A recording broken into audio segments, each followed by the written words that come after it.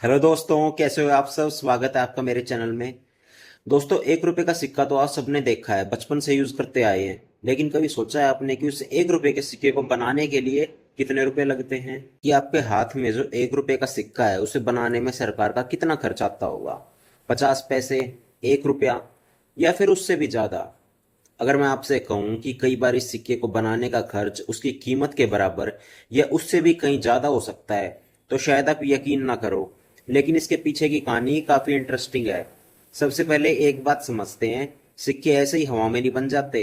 उन्हें बनाने के लिए धातु चाहिए, मशीनें चाहिए, बिजली चाहिए और कर्मचारी चाहिए। और उन्हें पूरे देश में पहुंचाने का खर्च भी काफी ज्यादा होता है। यानी जब सरकार 1 रुपए का सिक्का बनाती है तो सिर्फ धातु का ही खर्च नहीं होता, उसके पीछे कई खर्चे और भी जुड़ जाते हैं। अब सवाल आता है कि ये सिक्का बनाता कौन है? भारत में सिक्के आरबीआई नहीं बनाता। सिक्के भारत सरकार की टकसालों यानी मिंट्स में बनाए जाते हैं। फिर उन्हें आरबीआई के जरिए बैंकों में पहुंचाया जाता है। अब असली सवाल ये है कि 1 रुपए का सिक्का बनाने में कितना खर्च आता है। समय के साथ धातुओं की कीमत भी बदलती रहती है, इसलिए सिक्के बनाने का खर्च भी बदलता रहता है। कुछ साल पहले जारी आंकड़ों के अनुसार 1 रुपए के सिक्के को बनाने की लागत उसकी कीमत के आसपास पहुंच जाती थी। और कई देशों में तो छोटे सिक्के को बनाने का खर्च उनकी कीमत से भी ज्यादा हो जाता है।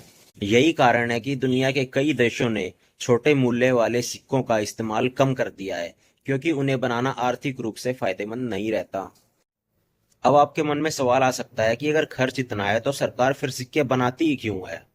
कल्पना कीजिए, अगर 1 रुपए के सिक्के ही ना हो तो छोटी रकम का हिसाब रखना तो कितना मुश्किल हो जाएगा। दुकानों, बसों, रेलवे स्टेशन, रेलवे टिकट और कई जगहों पर छोटे सिक्कों की जरूरत पड़ती है। और एक और इंटरेस्टिंग बात, कई लोग सोचते हैं कि सिक्के सिर्फ लोहे के बने होते हैं, लेकिन असल में सिक्कों में अलग अलग धातु के मिश्रणों का इस्तेमाल होता है। और यही धातुएं इनकी मजबूती और लागत दोनों को प्रभावित करती हैं। अब जरा सोचिए, आपके जेब में पड़ा एक छोटा सा 1 रुपए का सिक्का कितनी लंबी यात्रा करके आपके पास पहुंचा होगा। धातु से शुरू होकर फैक्ट्री, मिंट, आरबीआई, बैंक और फिर आपकी जेब में।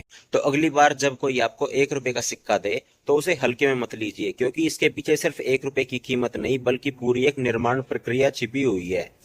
वैसे आपके पास अभी कितने 1 रुपए के सिक्के हैं?